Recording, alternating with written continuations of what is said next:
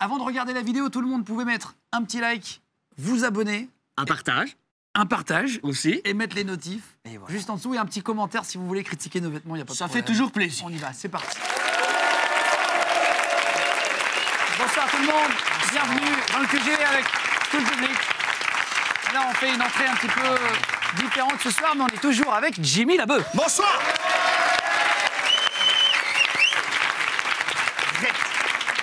Guillaume Play, messieurs, dames. Merci beaucoup. Alors, j'ai une question avant de commencer l'émission. Jimmy, est-ce que ta mère est bonne? Quoi? Je te demandais si ta mère était bonne. Ben, ça se fait pas, Guillaume, il y a Non plein mais de gens. réponds. Je m'en fous, ta gueule, il y a plein de gens pour Ah, mais répondre à ça. Est-ce que ta mère est bonne? Ah non, enfin, ça va. Enfin, je suis pas dégueulasse, donc ça devrait aller. Alors, ça t'a déstabilisé? Bah oui. Eh ben, c'est la première question que reçoivent en fait les agents de la DGSE, les espions français, au moment de la sélection. Est-ce que ta mère est bonne? Est-ce que ta mère est bonne? D'accord. Tu veux savoir la deuxième question? Oui. On va le demander à Olivier Mass, D'accord. qui est espion, qui est déjà assis et qui veut rester anonyme, donc il sera dans le noir. C'est parti, mission exceptionnelle.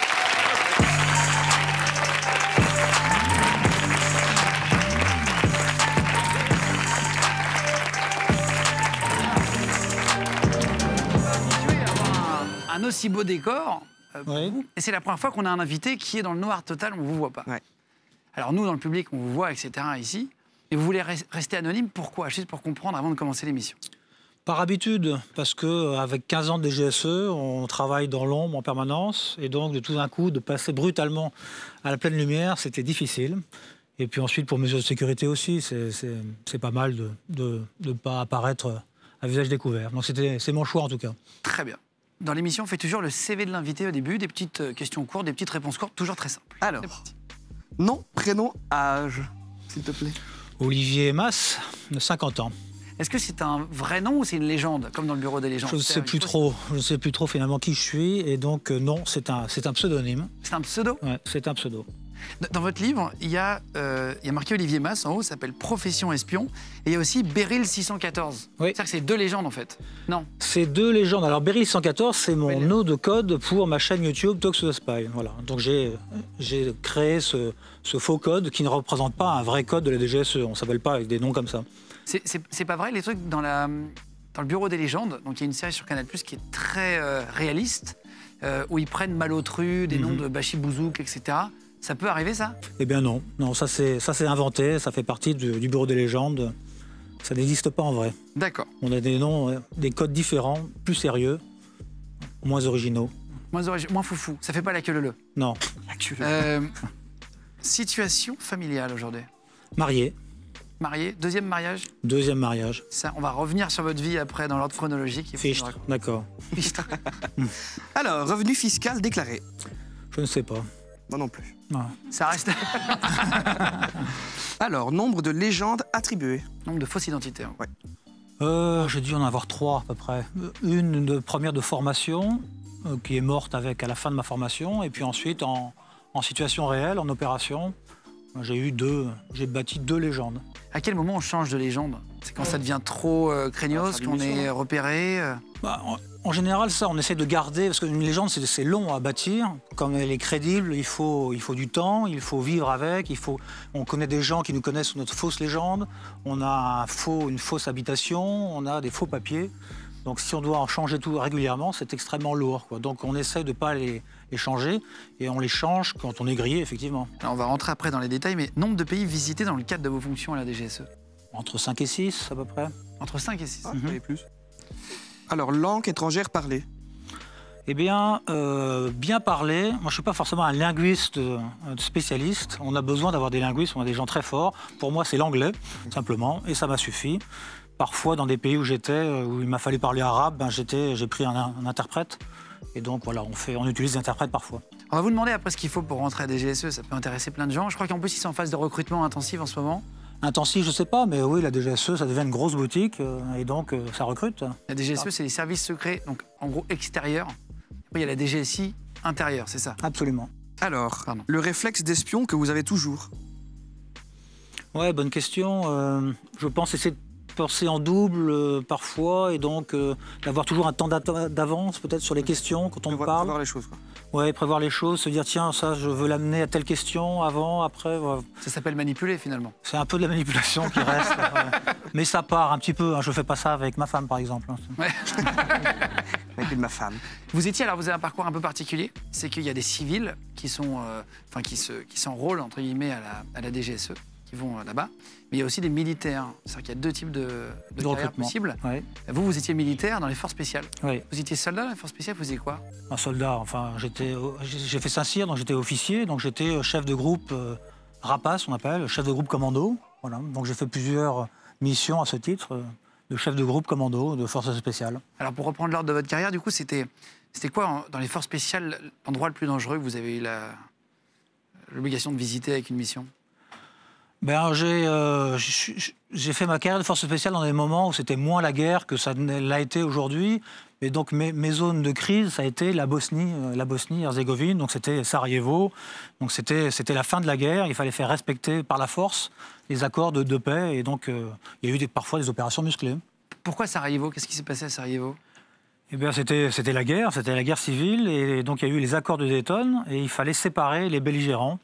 Et donc, les forces, avant c'était les forces casque bleu, donc qui se couchaient souvent et se laissaient faire. Et ensuite, on est arrivé avec une force beaucoup plus intrusive et on a forcé les accords de Dayton, forcé l'arrêt de la guerre. Et donc, les gens qui ne respectaient pas les accords, à ce moment-là, il y avait des gens qui ont pris leurs armes dans des casernes où ils n'avaient pas le droit d'être. Donc, on les a fait sortir par la force. D'accord. Vous avez vécu quand même des opérations musclées, du coup?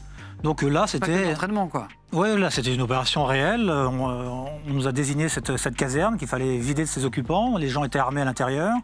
Les consignes étaient claires. C'est une opération de nuit. Donc on était avec nos visions nocturnes, avec nos armes qui avaient les pointeurs laser. Donc on les voyait un petit peu se promener dans la nuit.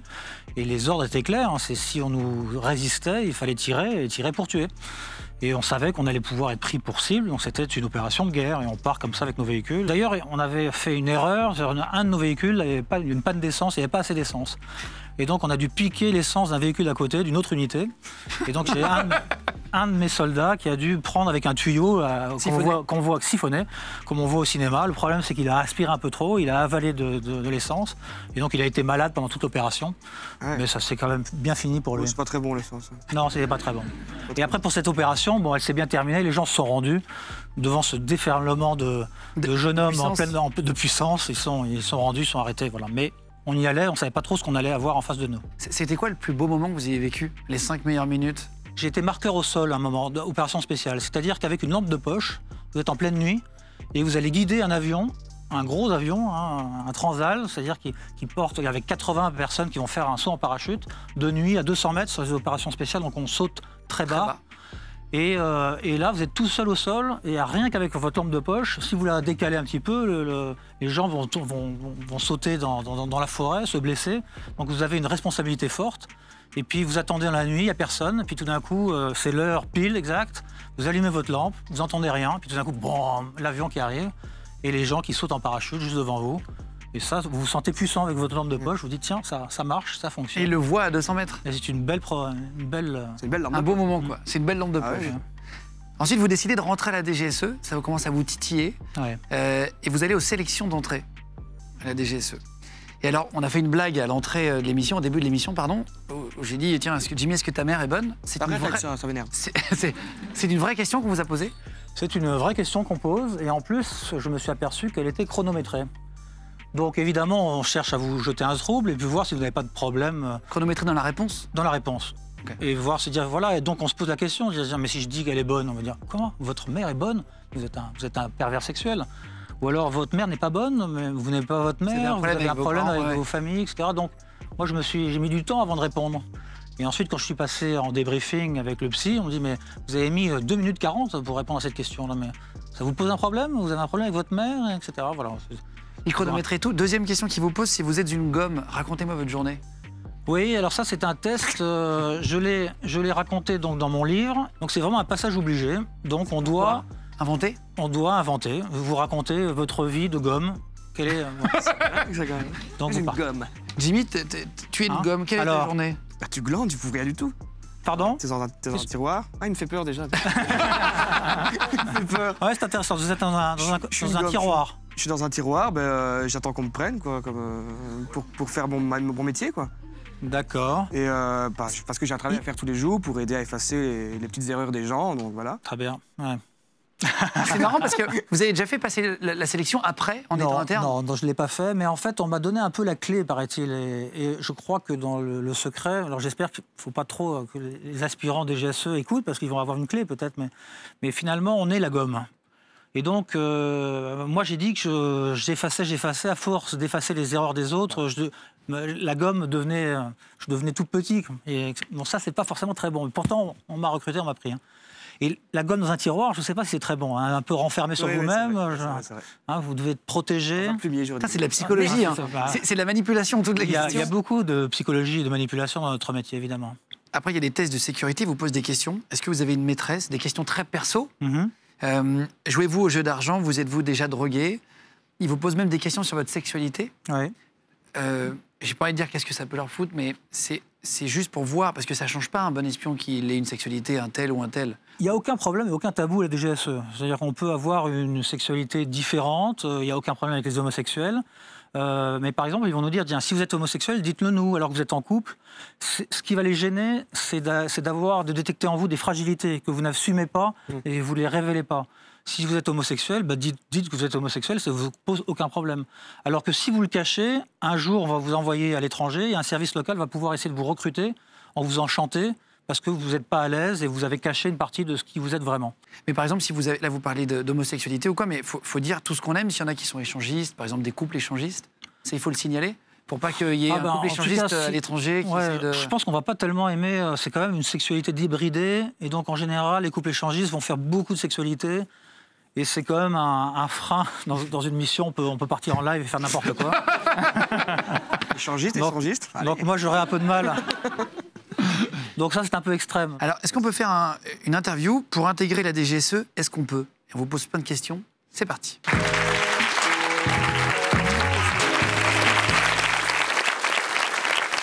Est-ce qu'on peut avoir fait de la prison? Je pense pas. Non. Est-ce qu'on peut être pistonné par quelqu'un en interne? Je pense que ça peut exister, mais c'est sur concours essentiellement, donc c'est assez. Je pense qu'il y a 2-3 pistonnés comme toujours hein, dans tous les métiers. Donc, mais c'est pas la majorité quand même. Non. C'est vraiment au mérite. Ça se fait pas sur du piston. Non. Très bien. Est-ce qu'on peut ne pas avoir le bac?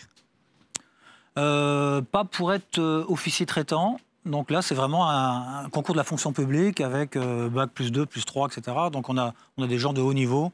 Après, il y a tous les métiers possibles. Donc il y a des gens qui n'ont pas le bac, mais qui ne sont pas agents secrets, mais ils ont un autre type de métier de soutien, par exemple. Okay. Est-ce qu'on peut être une célébrité et intégrer la DGSE? Ça peut se faire. Ça ne va pas être un agent de l'État professionnel sur une longue période, mais on peut faire un contrat, un moral, et il va devenir une source ou un honorable correspondant, comme on appelle ça dans notre milieu. Et donc, il va aider l'État, un service de renseignement, parce qu'il est bien implanté, parce qu'on sait que dans son émission, il y a plein de gens qui sont des mafieux qui nous intéressent, qu'on suit, ou un chercheur iranien, j'en sais rien, par exemple.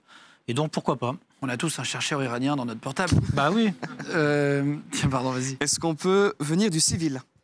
Ah oui, absolument. Donc, il me semblait il y avait un tiers de militaires, mais je vois que maintenant les pourcentages changent et c'est plutôt maintenant un quart de militaires. Et donc, la DGSE est essentiellement civile maintenant. Dans le livre, vous dites, j'ai été étonné des différents corps de métier présents dans la salle le premier jour. Ouais. Il y avait quoi, par exemple, comme type de métier, sans être trop précis, mais il y avait tout? Ben moi, déjà, je venais d'un milieu militaire où donc tout le monde était militaire. Donc, c'était quand même monoculturel, très fortement. Et là, je voyais, et puis c'était très masculin. Donc là, il y avait des femmes, il y avait un banquier, il y avait des jeunes de Sciences Po. Donc c'était déjà beaucoup plus varié que ce que j'ai connu. Dans une interview, vous dites, à un moment donné, on se retrouve face à des Américains, voilà, et vous êtes face à eux, et en fait, finalement, il y a quasiment que des femmes, et vous, c'est que des bonhommes. C'était un peu la honte, et c'était un peu le début, c'est ça. Donc c'était dans les années 2005. Maintenant, on a fait beaucoup plus de progrès. On intègre beaucoup plus de femmes. On a des cadres de femmes de DGSE qui arrivent à gravir les échelons. Et c'est évidemment une bonne chose. Est-ce qu'on peut être radicalisé à une religion? Non. J'imagine que non. Ouais. Non, c'est dangereux. On est justement des gens capables de s'adapter, de s'ouvrir, de comprendre les autres. C'est pas des profils marqués, extrémistes. Sinon, on est un mauvais agent de renseignement. Pour revenir à votre vie, vous aviez en fait votre père qui avait un pote qui s'appelait Philippe, c'était un pseudo, qui était aussi un gars de la DGSE. Votre père vous racontait des missions, alors j'en ai noté une. Philippe patrouillait à bord d'une Jeep conduite par des Palestiniens lorsque la voiture a roulé sur une mine, tuant tous les passagers tandis qu'il s'en sortait lui avec quelques blessures. Philippe était au cœur de la traque ayant abouti à l'arrestation d'un dangereux terroriste, dont vous ne citez pas le nom, l'un des hommes les plus recherchés de l'époque.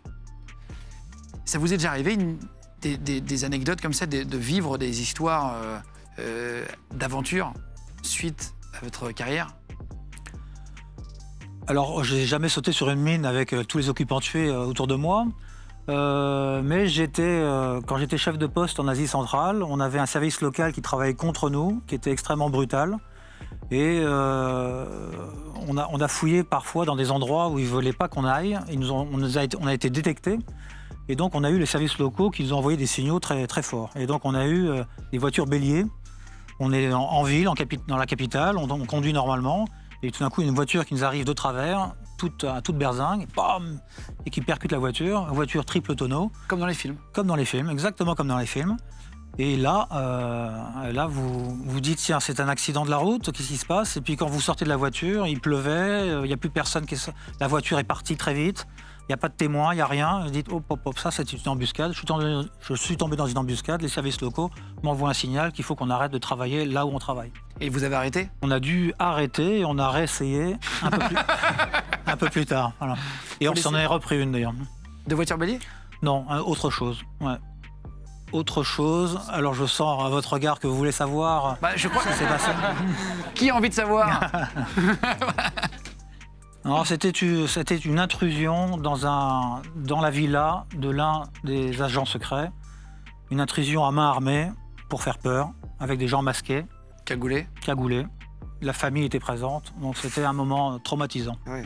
Et ça, c'est des pays... Qu'est-ce que vous appelez l'Asie centrale? Quelle zone? Je ne sais pas qu'est-ce que c'est l'Asie centrale en vrai? Ouais, mais c'est un mélange entre Moyen-Orient et Asie centrale, donc bon, je veux pas vous dire le pays, donc ça sert à rien. mais c'est un pays semi-hostile avec qui on collabore et d'un certain côté, et de l'autre, c'est un sujet d'étude. Et de l'autre, ils envoient des voitures béliers dans. Et de l'autre, ils envoient des voitures béliers, voilà, et ils travaillent un peu bizarrement avec les services, avec les groupes terroristes, amis, pas amis, etc. C'est hyper intéressant, on est d'accord. Bien sûr. Je trouve ça à écouter, c'est hyper intéressant. Est-ce qu'on touche une prime si on arrête, comme Philippe, l'ami de votre père, un gros terroriste? Est-ce que la DGSE vous dit d'arrêter, j'en sais un, Ben Laden à l'époque pour les Américains, ou un énorme terroriste, vous avez une prime? Non. Pour une mission réussie? Heureusement, non, parce que ça gâcherait les motivations. Les motivations, elles sont autres. On travaille beaucoup pour son pays, pour la réussite du service. C'est mal payé, hein, la DGSE. Si vous voulez gagner beaucoup d'argent, vous commencez votre carrière, vous n'êtes pas bien payé par rapport à vos camarades qui ont fait les mêmes études, mais dans le civil, on est mieux payé. Sauf quand vous gravissez les échelons et que vous êtes à l'extérieur, à l'étranger, vous êtes en ambassade de France, là, votre salaire est bon, quoi. Et donc, vous êtes suffisamment bien payé après et il n'y a pas de prime, intéressement. Voilà. Si vous avez été un terroriste... De prix qu'on s'imagine pour un officier traitant, ça s'appelle comme ça, un employé de la DGSE qui arrive, un espion junior, entre guillemets, ouais, ça peut gagner c'est 1700, 1800, il me semble. Hein. Mais ensuite, ça fait et après, ça peut monter, quoi, plus de 10 000 € quand vous êtes en poste extérieur. Donc vous arrivez le premier jour à la DGSE. Je crois qu'on a une photo hein, pour montrer un peu à quoi ressemblent les services secrets de l'extérieur en régie, si vous voulez bien, les copains. Donc c'est ce bâtiment-là? Oui, oui, absolument. De l'autre côté du boulevard, il y a une autre partie. Et ensuite, à mon époque, il n'y avait pas de tunnel. Et donc tous les gens qui étaient dans la partie gauche allaient manger à la cafétéria et sortir à midi en pleine route. Donc il y avait 200 personnes qui étaient tous des agents secrets et qui se montraient comme ça. Donc du coup, au fur et à mesure qu'on a eu un peu plus de budget, on a creusé un tunnel sous la route. Et donc on peut aller manger à la cafétéria sans se faire détecter. Ça, c'est incroyable, ça. Ah, ils ont fait un tunnel et tous les jours. On a fait un tunnel exprès pour la DGSE. On pourrait demander un tunnel pour aller aussi au McDo en face, nous le midi.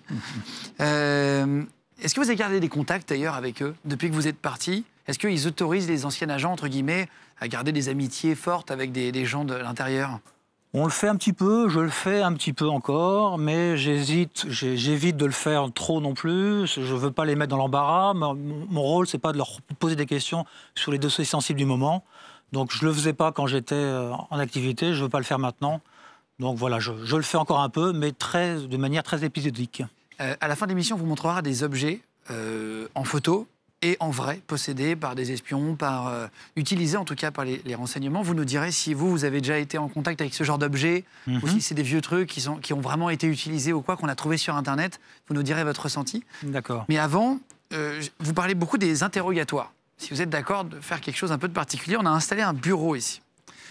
Est-ce que vous avez déjà été dans le rôle de celui qui fait l'interrogatoire ou pas? Non. Non, Jamais? je ne pense pas. Eh ben voilà. Je ne pense pas. Je vous propose... Eh bien, j'ai toujours rêvé de le faire. C'est vrai? Et cette fois, je ne vais pas vous rater. Alors, je propose qu'on fasse quelque chose. Alors... Comme ça. C'est très peur. Juste pour comprendre, les interrogatoires, ils vous les apprennent, vous apprennent à les faire. Quand vous dites on m'a martyrisé un peu dans le livre, vous dites j'ai été même humilié dans certains cas. J'ai eu une interview où on m'a mis particulièrement mal à l'aise parce qu'on est arrêté par des vrais policiers qui nous font nous interroger sur notre légende pour savoir si elle est bien construite. Et on vous prend... on m'avait mis une barrette de shit dans mes valises. Donc on me dit, tiens, vous êtes un trafiquant de drogue, donc on va vous interroger. Et donc on vous fouille. Et on vous fouille complètement. Et il y a un moment où il va falloir tousser. Vous comprenez? Vous avez vu l'image, voilà. Oui. Donc voilà, ça c'est un peu humiliant, ça. Vous avez un parcours d'officier, et puis tout à coup vous êtes à quatre pattes en train de tousser. Voilà, donc, Alors, on va faire un truc, donc, on va prendre des légendes. C'est exactement ce que vous avez appris à l'époque. C'est-à-dire une fausse identité. Jimmy a une identité, moi aussi. On va l'afficher dans l'écran géant. Tout le monde va la savoir. On va expliquer que... Donc, je m'appelle Grégory Verhaeren, j'ai 34 ans. Il s'appelle Johan Van Silligem. 25 ans, on est 2 potes belges. OK. Moi, je bosse pour une agence de voyage. Moi, je suis étudiant en art. On est en Égypte, en fait, on a visité les pyramides. Et on a été arrêtés en Égypte. En fait, on a grandi ensemble dans le même quartier Anderlecht. Je vous donne toutes les infos, comme ça tout le public va... Anderlecht. Anderlecht, ouais. Johan a vécu une grosse rupture sentimentale, c'est pour ça que j'ai proposé de venir avec moi. Moi, je fais un voyage pour l'agence de voyage, pour essayer de trouver de bons hôtels, etc., pour mon groupe d'agence. Moi, je suis sorti avec la sœur de Johan pendant 2 ans. Je suis une merde dans le truc, en fait. T'es quoi? Je suis une merde dans le truc, quoi. Je suis sorti avec ta Tu sœur, viens de et c'est comme rupture, ça, en fait, t'es on sorti est de ma devenus sœur. très copains, etc. Okay. Aujourd'hui, on est tous les deux célibataires. Et c'est mon 14e pays que je visite grâce à l'agence de voyage. D'accord. D'accord? C'est toutes les infos que l'on a. Donc moi, je suis un membre des services de renseignement égyptiens. Oui. D'accord. Et vous nous posez des questions, on sait faire. Ils rigolent pas, les Égyptiens. Hein. Ils déconnent pas? Hein, ils ne rigolent pas. Hein. Ah oui? Ah oui, ça Vous frappe. avez une fiche avec les infos à votre gauche. D'accord. On va se mettre tous les deux là avec On va Jimmy. éviter les baffes, Et alors, juste ouais, un truc. brosse. Au début, c'est on bon. est tous les deux normal. Et à un moment donné, moi, je vais mettre un casque, comme si je sortais de la pièce, en fait, avec de la musique. Je vous ferai écouter, j'entendrai plus rien, sinon c'est pas drôle. Vous aurez 1 minute pour lui poser des questions, ensuite vous me poserez des questions. Il faudra qu'on essaye d'être synchro, comme dans un interrogatoire. J'imagine que vous êtes séparés, quoi. Oui, bien sûr. Allez, c'est parti pour les légendes du souvenir.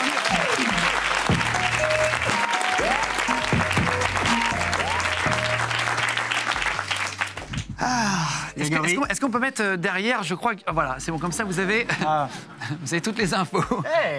C'est joli quand même, hein, c'est joli. Hein. Bon alors Grégory, là, c'est qui lequel des deux là? Grégory. C'est moi. Vous êtes sûr là au moins? Ah bah oui, oui. Oui. Et donc Johan, c'est vous? Oui. Bien, très bien. Vous êtes né où là? Moi, Vous, je suis né, là alors moi, je suis né à Grégory. Namur, et après je suis allé habiter en Anderlecht à 21 ans. Excusez-moi, parlez plus fort s'il vous plaît. Non, je dis que je suis né à Namur, et je suis Oui. parti après à Vous êtes né à Anderlecht. Namur, d'accord, très bien. Et vous? Moi, je suis né à Bruxelles même. À Bruxelles, d'accord. À Etterbeek, pour être plus précis. Bon, très bien. Et vous êtes allé à Bruxelles, vous êtes rencontrés à Bruxelles tous les deux à un moment? Au You, non? En fait, on s'est boîte de nuit. rencontrés en boîte de Ouais, en nuit, boîte de nuit. parce qu'en fait, je sortais avec sa sœur depuis Ouais. quoi, 15 jours. Ouais, un truc comme ça. Et en fait, du coup, c'est comme ça. Je sortis sortais ensemble, avec moi, Pauline et voilà. Et je vous ai rejoint et on s'est connus comme ça. D'accord. Et c'était à Bruxelles ça? Ouais, au You, à Bruxelles. D'accord. Rue Neuve. Donc vous êtes vraiment belges tous les deux, hein, vous, Ouais. vous confirmez? Tout à fait. Très bien. La place principale de Bruxelles, vous connaissez? La Grande Place de La Bruxelles. Grand Place. Oui. Bien sûr. Et son nom? Bah, c'est la Grande Place. Oui, d'accord. Est-ce qu'il y a un musée sur la place? Non, il y a beaucoup de bars, hein, mais il n'y a pas de musée. Si, Donc Grégory, à votre avis, il y a un musée ou non? Alors, c'est une bonne question. Je sais qu'il y a des. Il y a beaucoup de touristes, hein, mais il n'y a pas de musée. Ouais, non, je crois pas qu'il y ait de musée. Moi, en Alors, tout cas, citez-moi le nom d'un restaurant au moins sur cette place, de la brasserie. La brasserie qui est quand même assez réputée.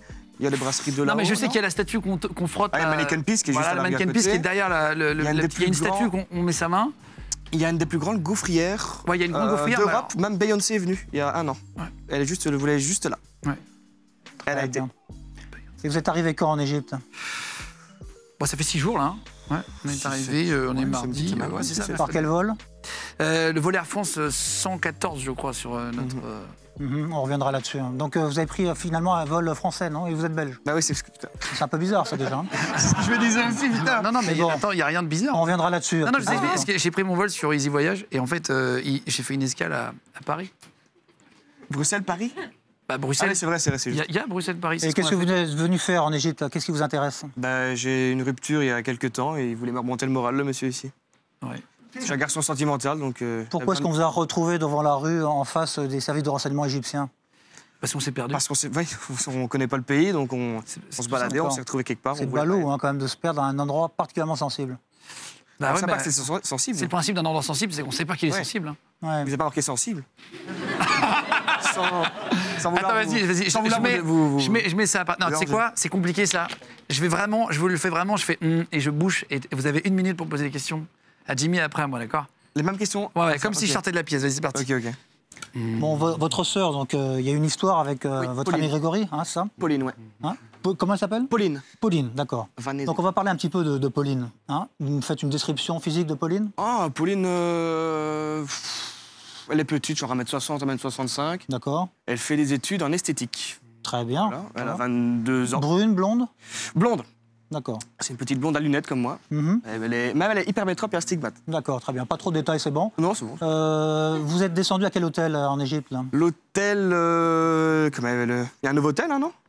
Si, je pense qu'il y avait le truc européen. Ah, bah, si, si. je sais pas. Le quartier un peu vous avez- européen, Vous êtes resté une etc. semaine, Si, donc Novotel, Novotel. même hôtel, vous devez quand Novotel, même Novotel. savoir. C'était un Novotel.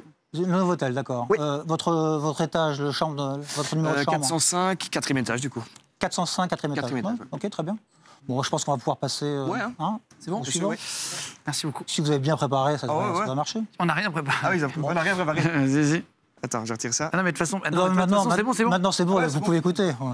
Écoute, Allez-y. Donc, on peut alors, le dire, tout à fait. mon cher Grégory, vous avez une histoire sentimentale avec la sœur de Johan. Oui, tout à fait. Pendant 2 ans. Elle s'appelle comment, sa sœur? Elle s'appelle Julia. Julia, d'accord. J'ai donné le prénom, mais il S'il vous plaît, ne communiquez pas ensemble, s'il vous plaît. Non, pardon, C'est pardon. un interrogatoire séparé. Pardon. Ouais, enfin, moi, je l'appelle Julia parce que j'ai toujours été en Ouais, adoration d'accord. pour ce prénom. Mais c'est vrai Donc, qu'elle s'appelle Pauline. petite description physique de Pauline. Une grande blonde. Oui, Coupe un peu Nikita, carré. voilà. Bon genre. Ouais. Bah, ça colle bien. Ensuite, votre hôtel, vous êtes arrêté donc, au Caire. Vous êtes allé à quel hôtel? Vous avez passé une semaine. On est allé à l'Ibis du Caire. Vous vous souvenez quel étage de votre chambre d'hôtel? Le dernier, le 4e. Le 4e. Ah bah. Et... C'est ça, ouais, c'est ça. Parfois, on a du bol. Hein. Une fois Et 105. votre numéro de chambre? La 413. La 412. La 411. 410. 409. 408. 403. 400. Bon. 405. Oui. Donc, vous voyez, je pense que la démonstration, elle est là. C'est dès qu'on commence à rentrer dans les détails, si tout n'a pas été prévu, On est niqué. on est Donc une piégé. légende, ça se travaille. Une légende, il faut l'avoir vécu réellement. Et donc, vous raconter ce qui s'est passé vraiment. Donc, l'hôtel, vous allez dire, l'hôtel, vous étiez vraiment... Il faut, normalement, vous êtes connu en vrai, vous racontez tout ce qui est vrai. Et votre légende, si elle s'éloigne trop, vous n'aurez jamais autant de détails, suffisamment de détails pour pouvoir contrer un interrogatoire. C'est combien de temps de préparation pour être vraiment dans sa légende pour un Dans la légende, vous partez pas avec une légende, vous faites 1 an avec votre légende avant de partir. Oh là là. Et donc là, vous avez vécu pendant 1 an, là, on peut vous questionner, parce que l'endroit où vous vivez, vous savez, la boulangerie, vous la connaissez, vous connaissez les gens autour. Vous allez pouvoir répondre à ce type de questions en détail sans vous tromper. Mais c'est vrai que s'ils prennent un duo qui le sépare, il y a Bien. forcément des trucs qui vont pas coller. Bien sûr. Merci pour l'explication. Voilà.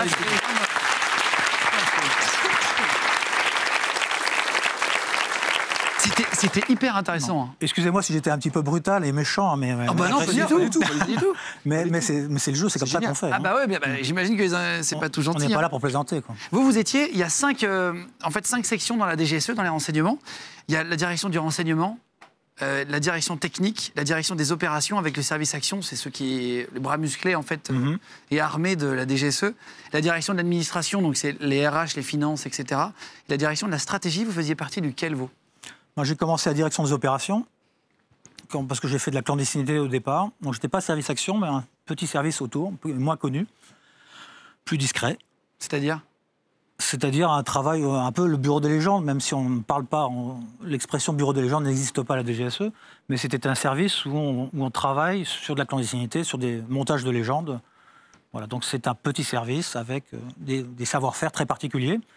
Et ensuite, j'ai une deuxième partie de carrière qui était la plus longue en termes d'années. C'était à la direction du renseignement, où j'ai fait du contre-terrorisme et du contre-espionnage et du renseignement sur l'Asie.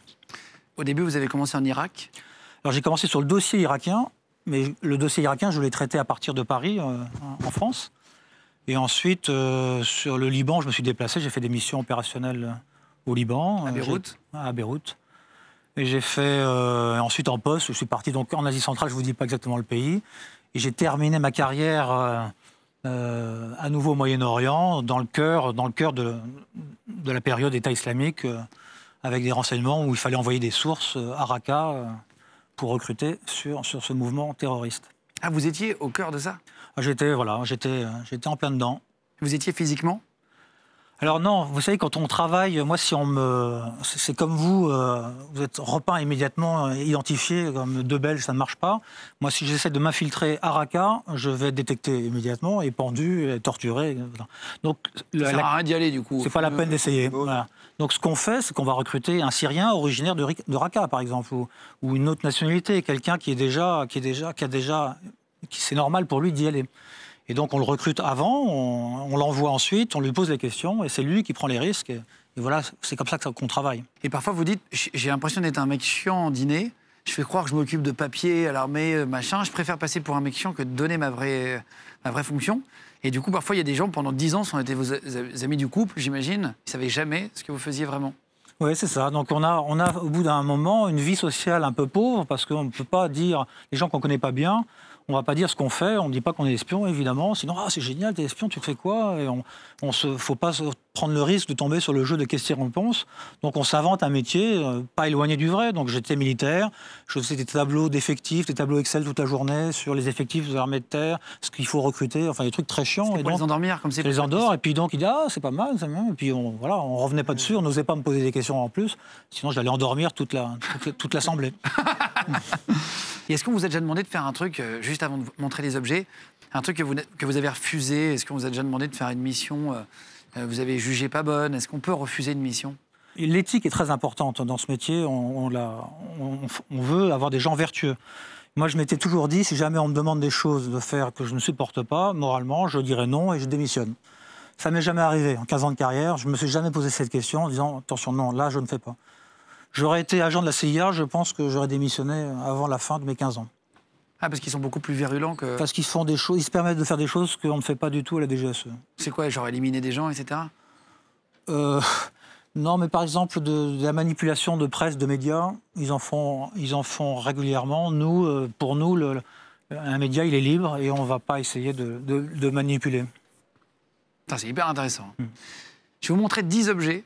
Vous allez me dire si ça peut exister, si c'est de la connerie qu'on a trouvée sur Internet ou si ce sont des vraies choses qui peuvent être utilisées sur le terrain. On en a un premier, si tu veux, Jimmy. Alors, un appareil photo caché dans un paquet de cigarettes. Regardez l'image. Ça, c'est un truc qui est ancien, hein, mais... Ouais. C'est pas nouveau, oui. Mais ce principe, oui, très régulièrement, on utilise ce genre de choses. Par exemple, quand vous êtes dans un café et vous avez besoin des images, vous avez besoin d'enregistrer l'entretien que vous faites.